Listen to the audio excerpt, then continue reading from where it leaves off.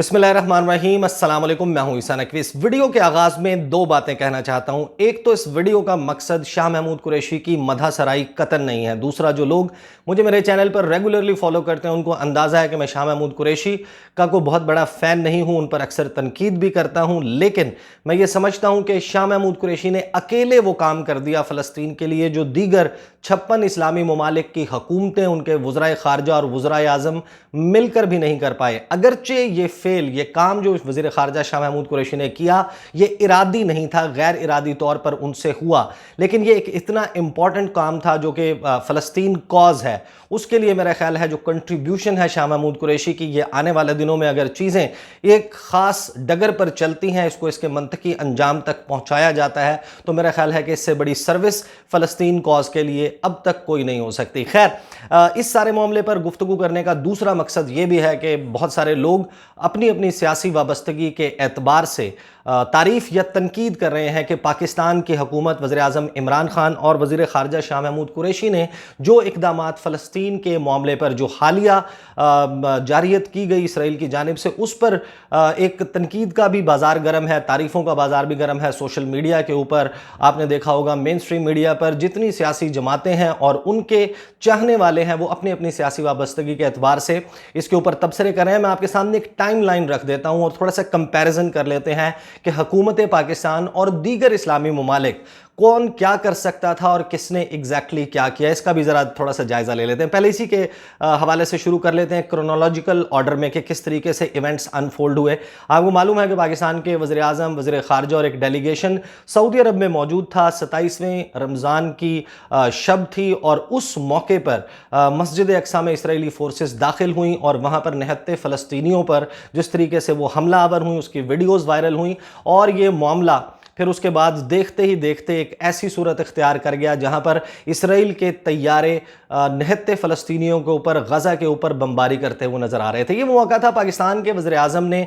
अगले ही रोज़ जब उनकी मुलाकात हुई OIC के सेक्रेटरी जनरल के साथ, ये मामला उन्होंने उनके साथ टेकअप किया। एक तो OIC का जो वज़राए ख़ारजा का इजलास है वो बुलाने के लिए पाकिस्तान ने सबसे पहले कॉल दी और उसके बाद पाकिस्तान के वज़ीर आज़म जिस वक्त वापस पहुँचे पाकिस्तान, उन्होंने टेलीफोन के ऊपर रब्ता किया सऊदी अरब के फरमानरवा किंग सलमान के साथ और इसी तरह तुर्की के सदर रजब तैयब अर्दवान के साथ और दीगर वर्ल्ड लीडर्स के साथ। जब उनका रब्ता हुआ और वज़ीर ख़ारजा शाह महमूद कुरैशी ने अक्रॉस द बोर्ड 15 से 20 इस्लामी ममालिक के वज़राए ख़ारजा के साथ फ़लस्तीन के मामले पर बात की। OIC का जो इजलास है, मेरा ख्याल है कि उसका आउटकम कोई उतना बेहतर, उतना ज़ोरदार या जानदार नहीं था, क्योंकि एक मुनक़सिम इस्लामी दुनिया है जो अरब और अजम के फ़र्क में, शिया और सुन्नी के फ़र्क में तकसीम नज़र आती है। फिर बहुत सारे ममालिक हैं, उनकी अपनी अपने मफादात जुड़े हुए हैं इसराइल के साथ, या फिर इसराइल का असर व रसूख जिन ममालिक पर है उनके साथ, क्योंकि मफादात वाबस्ता है ख़ास तौर पर उन खलीजी ममालिक के, इस वजह से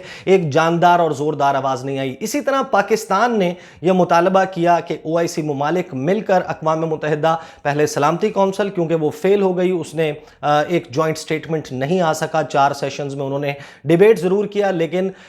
इसराइल को उसकी जारियत से रोकने के लिए कोई करारदाद या स्टेटमेंट जॉइंट सामने नहीं आया। पाकिस्तान ने मुतालबा किया कि अक़वाम मुत्तहिदा जनरल असम्बली का इजलास बुलाया जाए और फिर ये इजलास हमें मालूम है कि बुला लिया गया। इस सारे मामले में जो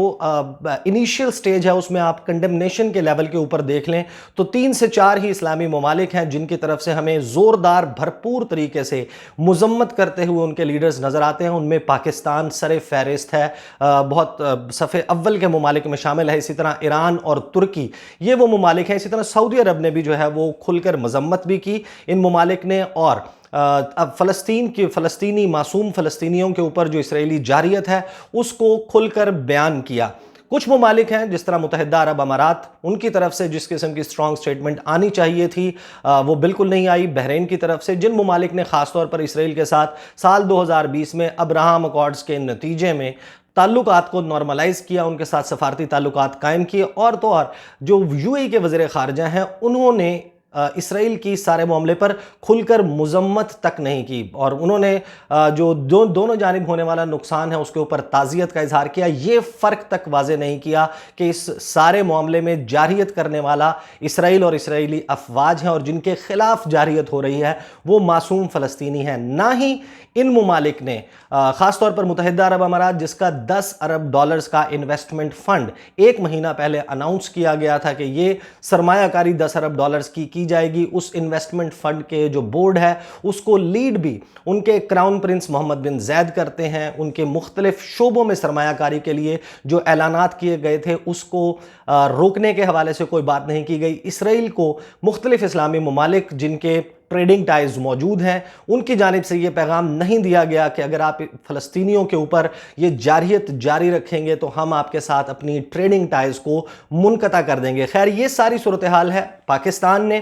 ہر طریقے سے، جس طریقے سے مذمت ہو سکتی تھی، جتنے سخت الفاظ میں ہو سکتی تھی، تمام لیولز پر کی گئی، اور اس میں پاکستان کی اپوزیشن جماعتیں بھی شامل ہیں۔ اکراس دا بورڈ جو پاکستانی عوام ہیں انہوں نے اس کے اوپر کھل کر بات کی۔ بہرحال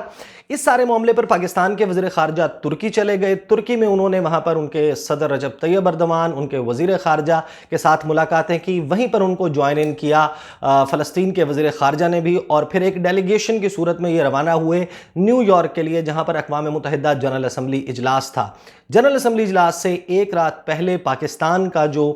پرماننٹ مشن ہے ٹو دی یونائٹڈ نیشنز، وہاں پاکستان ہاؤس میں ایک عشائیے کا انعقاد کیا گیا۔ وہاں پر مختلف اسلامی ممالک کے وزرائے خارجہ اور UNGA کے پریزیڈنٹ جو خود ترکی سے تعلق رکھتے ہیں، وولکان بوزکیر، ان کو بھی شرکت کی دعوت دی گئی، اور تمام اسلامی ممالک کے جو پرماننٹ ریپرزینٹیوز ہیں ان کو بلا کر پاکستان نے یہ سارا معاملہ ان کو ہوسٹ کیا، میزبانی کی، اور کہا کہ ہم اس اسٹریٹجی کو لے کر چلیں گے اقوام متحدہ جنرل اسمبلی اجلاس میں۔ جنرل اسمبلی اجلاس میں ان کی تقریر کے نکات میں آپ کو آخر میں بتاؤں گا، اور آپ کو معلوم ہے کہ جس وقت یہ جنرل اسمبلی اجلاس چل رہا تھا اسی دوران سیز فائر بھی ہو گیا۔ لیکن اب بات کرتے ہیں کہ جو ہائی لائٹ ہے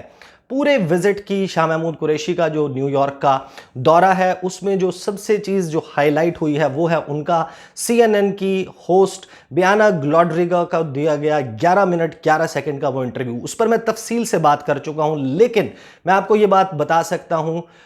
کہ وزیر خارجہ شاہ محمود قریشی نے یہ ایک کام جو غیر ارادی طور پر کیا ہے، یہ وہ کام ہے جو 56 اسلامی ممالک، جو دیگر اسلامی ممالک ہیں، نہ ان کی حکومتیں آج تک کر سکی، نہ ان کے وزرائے خارجہ اور وزرائے اعظم۔ کیونکہ آپ کو اندازہ نہیں ہے، اور بہت سارے لوگوں کو ظاہر ہے کہ اندازہ ہوگا بھی، میں آپ کے انٹیلیجنس کے اوپر ڈاؤٹ نہیں کر رہا، لیکن جو اینٹی سیمیٹزم کا نعرہ ہے یہ وہ ڈھال ہے جس کو اسرائیلی لابی، صہیونی لابی جو زائنسٹس ہیں، وہ اپنی ڈھال کے طور پر استعمال کرتے ہیں، جہاں پوری دنیا میں ان کے مظالم، ان کی بربریت، اور جس طریقے سے ایک منظم طریقے سے فلسطینیوں کو ان کے آبائی علاقوں سے بے دخل کر کے وہاں پر پوری دنیا سے لا کر یہودیوں کی آباد کاری کی گئی، اس سارے معاملے کے ڈھال کے طور پر استعمال کرتے ہیں یہ اینٹی سیمیٹزم کا نعرہ۔ اور اینٹی سیمیٹزم کے نعرے کے اوپر جہاں ان کے کسی بھی فعل کے اوپر کوئی ملک تنقید کرنے لگتا ہے، اس ملک کو ایک فضا بنائی جاتی ہے، مغربی میڈیا اپنے گلے پھاڑ پھاڑ کر تقریریں کرنا شروع ہو جاتا ہے، ان کے اوپر 24/7 رپورٹنگ شروع ہو جاتی ہے، اور یہ کہا جاتا ہے کہ یہ جو تنقید کر رہے ہیں اسرائیل کے اوپر، یہ جوز کے خلاف ایک ریسزم ہے، اور جو نسلی تعصب ہے یہودیوں کے خلاف، اس کو اینٹی سیمائٹ ہونے کا، اینٹی سیمیٹک ریمارکس ہونے کا نعرہ لگایا جاتا ہے۔ اور پھر ظاہر ہے کہ ان کا انفلوئنس اتنا ہے، پیسے کے اوپر، پوری دنیا کی معیشت کے اوپر ان کا اتنا ہولڈ ہے کہ جو لوگ بھی تنقید کر رہے ہوتے ہیں زیادہ تر وہ پھر اس شور میں ان کی آواز دب جاتی ہے۔ وزیر خارجہ شاہ محمود قریشی سے جب یہ انٹرویو ہوا تو بیانا گلوڈریگا جو خود ایک جو بھی ہیں، اور ان کا میں کیونکہ تفصیل بتا چکا ہوں ان کا بایو ڈیٹا کہ وہ کس طرح مولدووا سے ان کی فیملی، ان کے پیرنٹس مظالم کی وجہ سے ہجرت کر کے ٹیکسس میں آ کر مقیم ہوئے تھے، اور پھر ان کے باقی فیملی آئی، اسی طرح جو اس کا ہسبینڈ ہے وہ بھی، لیکن ان کا بڑا سٹرونگ زائنسٹ کنیکشن موجود ہے۔ انہوں نے وزیر خارجہ شاہ محمود قریشی کے ساتھ جب گفتگو ہوئی، شاہ محمود قریشی نے کہا کہ اپنے انفلوئنس کی وجہ سے جو ہے کہ باوجود اسرائیل جو ہے وہ میڈیا وار ہار رہا ہے۔ जब इन्फ्लुएंस को एक्सप्लेन करने का कहा इंटरव्यूअर ने, तो शाह महमूद कुरैशी ने कहा डीप पॉकेट्स, और यहां पर उन्होंने कहा कि दिस इज एंटी सेमिटिज्म, आपके जो रिमार्क्स हैं वो एंटी सेमेटिक हैं, आप यहूदियों के खिलाफ और मजहब जो है जूडाइज्म उसके ऊपर दरअसल तनकीद कर रहे हैं। ये जो बात थी, अगरचे मैं समझता हूं कि शाह महमूद कुरैशी ज्यादा बेहतर अंदाज में कर सकते थे और उनको वहां पर कन्फ्रंट कर कर ये कह सकते थे कि यहां पर हम इस्राएली हुकूमत की एंटी ह्यूमन होने की बात कर रहे हैं और आप मुझे चुप करवा रही हैं एंटी सेमेटिक होने का ताना देकर। जाहिर है कि इसको ज़्यादा बेहतर तरीके से किया जा सकता था। पाकिस्तान का जो मिशन है न्यूयॉर्क में, उसको शाह महमूद कुरैशी को प्रॉपरली ब्रीफ करना चाहिए था कि आप बयाना ग्लॉड्रेगा को इंटरव्यू देने जा रहे हैं, जिसका अपना माजी, जिसका अपना ट्रैक रिकॉर्ड ये है, उसका बायोडाटा ये है, और आपसे मुमकिन तौर पर ये सवालात किए जा सकते हैं, ज़्यादा बेहतर तरीके से कर सकते थे। लेकिन हुआ क्या, शाह महमूद कुरैशी ने गैर इरादी तौर पर यह बात कर दी, एंटी सेमेटिज्म का मामला आया और फिर इसके ऊपर इंटरनेशनल मीडिया में, मगरबी मीडिया, यूरोपीय मीडिया, भारतीय मीडिया, पाकिस्तानी मीडिया और सोशल मीडिया के ऊपर अक्रॉस द बोर्ड सबसे ज़्यादा डिस्कस होने वाला मौजू बन गया एंटी ज़ायनिज़्म और एंटी सेमेटिज्म। क्या ये दोनों चीज़ें एक हैं? बहुत सारे लोग जिनकी अपनी ओरिएंटेशन नहीं है जूडाइज़्म के हवाले से और ज़ायनिज़्म के हवाले से, पाकिस्तान में बहुत सारे लोग उनको भी अंदाज़ा नहीं है कि जो सहूनियत है और जो यहूदियत है या जूडाइज़्म है, इसमें क्या फ़र्क है। सहूनियत या ज़ायनिज़्म वो नेशनलिस्टिक मूवमेंट है, वो पॉलिटिकल आइडियोलॉजी है जिसके तहत इसराइल में एक आज़ाद रियासत का, यहूदियों की एक रियासत का, जूस की एक रियासत का क़याम अमल में लाया गया और वहाँ से फोर्सेबल एविक्शन की गई। जो फ़लस्तीनी हैं, इंडिजिनस पीपल, जो आदिवासी हैं वहाँ के, उनको मजालिम करके निकाला गया। बहुत सारे लोग उस स्पायरल ऑफ साइलेंस का भी शिकार हो जाते हैं और बहुत सारे लोग जो हैं वो, क्योंकि डिबेट में ओवरवेलमिंग आवाज़ दूसरी साइड की ज़रा भारी आवाज़ होती है, इस वजह से चुप हो जाते हैं। पाकिस्तानी इसका फ़र्क नहीं कर पाते। मैंने देखा कि इस इंटरव्यू के बाद बहुत सारे लोग शाह महमूद कुरैशी की फेवर के बजाय जो बयाना ग्लॉड्रेगा हैं और शाह महमूद कुरैशी को एंटी सेमेटिक होने के हवाले से कन्विंस्ड नज़र आ रहे थे। उनमें पाकिस्तानी भी शामिल हैं और बहुत सारे ऐसे मुसलमान भी शामिल हैं जो कि प्रोमिनेंट हैं मीडिया में, जिस तरह वो मेहदी हसन हैं, उनके हवाले से भी बहुत ज़्यादा गुफ्तगू चल रही थी। लेकिन ये एक काम जो शाह महमूद कुरैशी ने किया है, इससे एक डिबेट स्टार्ट हुई है पूरी मुस्लिम दुनिया में, और ओवरऑल जो मुसलमान नहीं भी हैं, जो क्रिश्चियंस हैं और जूस की जो ब्रांचेस हैं, जिनमें जो तनकीद का निशाना बनाते हैं, जो सहूनियत को पसंद नहीं करते, जो जूडाइज़्म और ज़ायनिज़्म के फ़र्क को समझते हैं, उन्होंने इसके ऊपर डिबेट स्टार्ट कर दी है कि इस शेल्टर में एंटी सेमेटिक या एंटी सेमेटिज्म के शेल्टर में की शील्ड को या उसको ढाल बनाकर इसकी आड़ में इसराइल की हुकूमत, बेंजामिन नेतन्याहू, यूसी कोहन जो कि मोसाद के चीफ हैं, इसी तरह जो बेनी गांट्स हैं जो उनके वज़ीर दिफा हैं, वो अपने मजालिम एंडलेसली फ़लस्तीनियों पर जारी नहीं रख सकते। अब इसका एक प्रॉपर फॉलो अप होना ज़रूरी है। पाकिस्तान के वज़ीर ख़ारजा को मेरा ख्याल है कि अब मुकम्मल तैयारी के साथ इस सब्जेक्ट के ऊपर, एंटी सेमेटिज्म के ऊपर और जो इस्लामोफोबिया है, इन दो मामलात के ऊपर खुलकर गुफ्तगू करनी चाहिए। पाकिस्तान के वज़ीर आज़म अक्सर व बेशतर इसके हवाले से गुफ्तगू करते हैं इस्लामोफोबिया के मामले पर, लेकिन अब ये वक्त आ गया है कि इसको इक्वेट किया जाए। एक तरफ आज़ादी इजहार राय के नाम पर मुसलमानों को, मुसलमानों के मज़हब की, मुसलमानों के जो मुक़द्दस तरीन हस्ती हैं, हमारे आखिरी नबी हज़रत मोहम्मद सल्लल्लाहु अलैहि वसल्लम, उनकी शान में गुस्ताखी की जाती है। हर दाढ़ी वाले शख्स को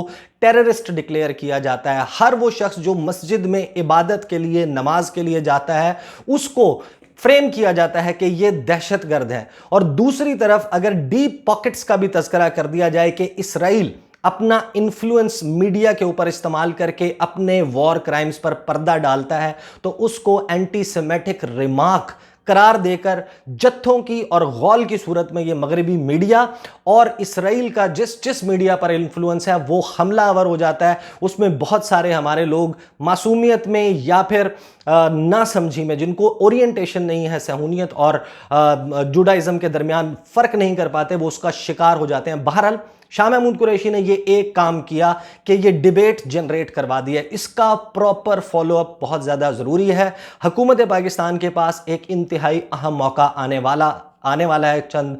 महीनों तक पाकिस्तान ने होस्ट करनी है अगली آرگنائزیشن آف اسلامک کانفرنس کی جو وزرائے خارجہ کا کاؤنسل آف فارن منسٹرز اجلاس ہے وہ اسلام آباد میں ہونا ہے. تمام اسلامی ممالک کے وزرائے خارجہ موجود ہوں گے. میں آپ کو چیدہ نکات بتا دیتا ہوں کہ وزیر خارجہ نے اپنی تقریر میں کیا کہے. ان کے اوپر عمل درآمد یا اس کے حوالے سے کوئی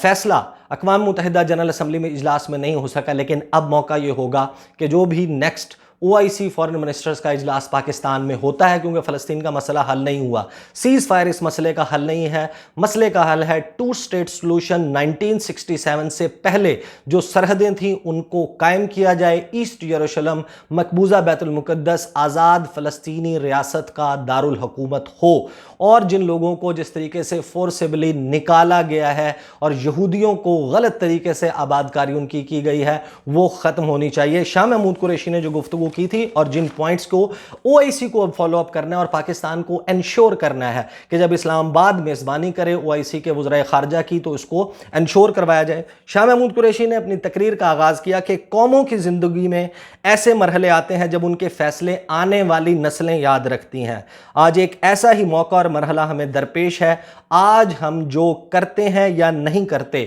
سب تاریخ میں لکھا جائے گا. اس کے بعد انہوں نے اسرائیل کے جو بربریت اور جاریت ہے اس کو ایکسپلین کیا. فلسطینیوں پہ جو مظالم ڈھائے جا رہے ہیں اس کا جو ہے وہ تذکرہ کیا، اور پھر انہوں نے کہا کہ یہ ہے فلسطین جہاں اسرائیل پوری دنیا کی آنکھوں کے سامنے بے گناہ فلسطینیوں کو شہید و دہشت زدہ اور میڈیا کی زبان بندی کرنے کے لیے فضائی حملوں میں امارات کو زمین بوس کر رہا ہے. اس ظلم سے اب جان چھڑانے کا وقت آ گیا ہے. عملی اقدامات میں جو بات کی، ظاہر ہے کہ بہت طویل ان کی تقریر ہے، 26 پوائنٹس ہیں اس کے. میرے پاس اگرچہ اس کا ٹرانسلیٹڈ ورژن موجود ہے لیکن ظاہر ہے کہ ویڈیو بہت طویل ہو جائے گی، تو میں آپ کو صرف آپریٹنگ پارٹ میں بتا سکتا ہوں کہ انہوں نے یہ مطالبہ کیا اور یہ کہا کہ کیونکہ فلسطین ایک ایسا ملک ہے جس کی نہ بری فوج ہے، نہ بحریہ ہے، نہ فضائیہ ہے. اسرائیل جو ہے دوسری جانب دنیا کی طاقتور ترین فوجی قوت کا حامل ہے، اور یہ جنگ قابض فوج اور مقبوضہ عوام کے درمیان ہے. پھر انہوں نے یہ کہا استصواب رائے ہونا چاہیے.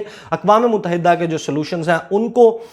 کے اوپر جو ہے وہ عمل درآمد ہونا چاہیے. اور پھر انہوں نے کہا کہ ایک فوج، محافظ فوج، عالمی پیس کیپنگ مشن تعینات ہونا چاہیے. جنرل اسمبلی کی قرارداد